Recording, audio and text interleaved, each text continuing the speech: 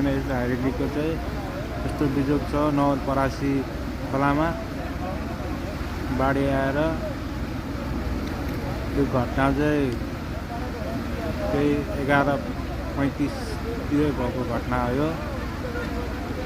सक्नुहुन्छ बसमा पेसेन्जरहरू हुनुहुन्छ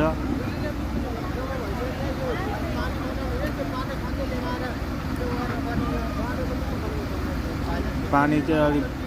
कहिले बढ्ने कहिले सुक्ने भइरहेछ खोलाको गरीदीहरू पनि आउनुभएको छ